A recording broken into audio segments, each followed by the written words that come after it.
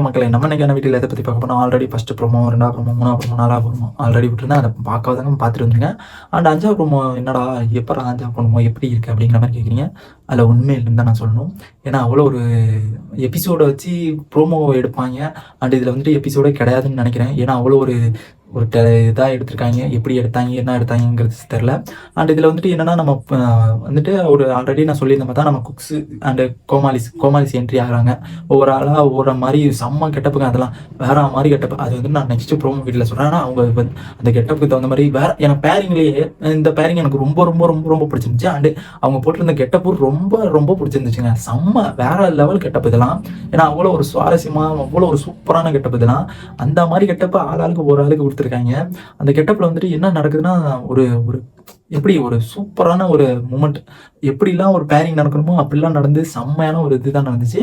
And அதில் வந்துட்டு என்ன நடக்குதுன்னா கோமாலிஸு உள்ள என்ட்ரி ஆகிறாங்க 5வது ப்ரோமோல. என்ட்ரி ஆகும்போது நம்ம பேரிங் நடக்குது யார் பேரிங்கிறது நான் நெக்ஸ்ட் வீடியோ சொல்கிறேன். அண்ட் அடுத்து வந்து நான் ஆல்ரெடி சொல்லியிருந்த மாதிரி தான் நம்ம top star Prashanth and Priya Anand அவங்க வந்துட்டு ஆல்ரெடி வந்தாங்க. வந்துட்டு கிஃப்ட்டு வந்ததுலாம் செம்மையாக பண்ணாங்க. என்ட்ரி இதெல்லாம் ஆல்ரெடி எப்பயும் போல கொடுத்தாங்க. அந்த பொக்கையை மட்டும் எனக்கு தெரிஞ்சு அந்த குக்குத் கோமாளியில் மாற்ற மாட்டேங்கிறாங்கன்னு தான் தோணுது. ஏன்னா கொடுத்த பொக்கையே கொடுத்துருக்காங்க. இவங்களுக்கே தெரியுமா தெரியாதா? நம்ம குக்குத் கோமாளி ஆரம்பித்து ஒரு 2 மாதம் ஆச்சுன்னு வச்சுங்களேன்.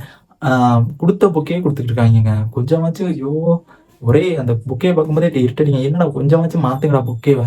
அவங்க வந்துட்டு எபிசோடு பார்த்தாங்கன்னா ரொம்ப கஷ்டப்படுவாங்கடா ஜட்ஜஸாக வரவங்களாம். ஏன்னா அவ்வளோ ஒரு இந்த புக்கையை கூட மாற்றுறவங்க உங்கள்கிட்ட பணம் இல்லைடா அப்படிங்கிற மாதிரி தான் எதிர்பார்க்கப்படுது.